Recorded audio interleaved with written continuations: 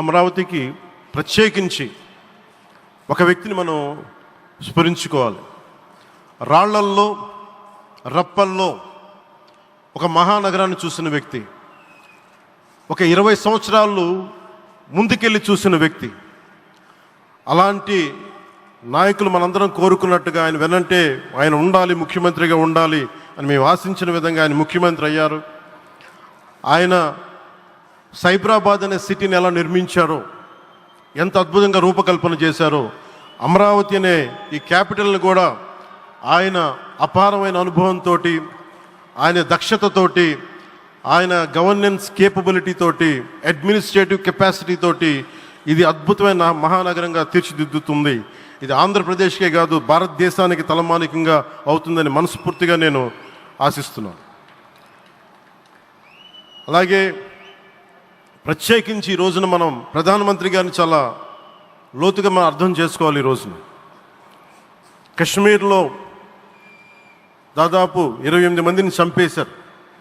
అలాంటి క్లిష్ట సమయంలో రాష్ట్రం, దేశం మొత్తం యుద్ధం వైపు వెళ్తున్న సమయంలో, అలాంటి కీలక సమయంలో ప్రధానమంత్రి గారు ఇక్కడికి వచ్చి లోపలంతా బరువు, గుండెల్లో బరువు పెట్టుకొని వేదన ఉండి కూడా అమరావతి రైతులు చేసిన త్యాగాలను మర్చిపోకూడదని చెప్పి ఇంత ఇబ్బందుల్లో కూడా ఆయనకు వచ్చినందుకు మనస్ఫూర్తిగా ఒక్కసారి మనందరం ప్రధానమంత్రి గారికి గౌరవ సూచకంగా మనందరం కృతజ్ఞతలు తెలియజేయాలి.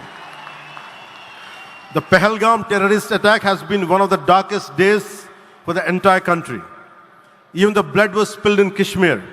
The blood spilled in Kashmir, it created tremors in the entire nation. And we had seen it personally, witnessed personally, the pain of the victims.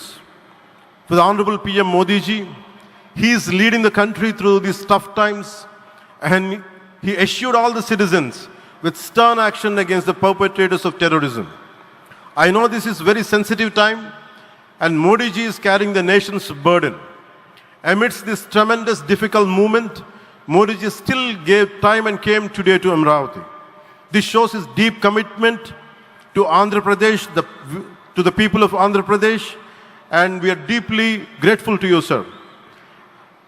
May Lord Bhavani, మన కనకదుర్గమ్మ ఆశీస్సులతోటి వారికి బలాన్ని ఇవ్వాలి, శక్తిని ఇవ్వాలి, మనందరం ప్రార్థిద్దాం.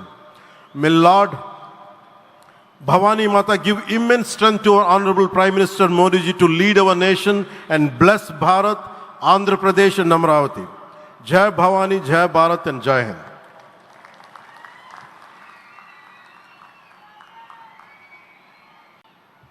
శ్రీ పవన్ కళ్యాణ్ సార్కి ధన్యవాదాలు తెలియజేసుకుంటూ, ఆంధ్రభూమికి గర్వకారణంగా నిలిచేటువంటి నాయకులు కొంతమంది ఉంటారు.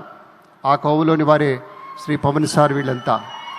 అలాగే మరొకరు కేంద్ర భారీ పరిశ్రమలు, ఉక్కు శాఖల సహాయ మంత్రి వర్యులు శ్రీ భూపతిరాజు శ్రీనివాస వర్మ గారు మన మధ్య ఉన్నారు. ఆయన గెలుపు వెనుక ఉన్నటువంటి ప్రజా విశ్వాసాన్ని చూసినప్పుడు యథార్థ సేవకు ప్రతిరూపం కదా అనిపిస్తుంది. అటువంటి విద్వద్వరేణ్యులు శ్రీ భూపతిరాజు శ్రీనివాస వర్మ గారిని మాట్లాడవలసిందిగా స్వాగతిస్తున్నాం.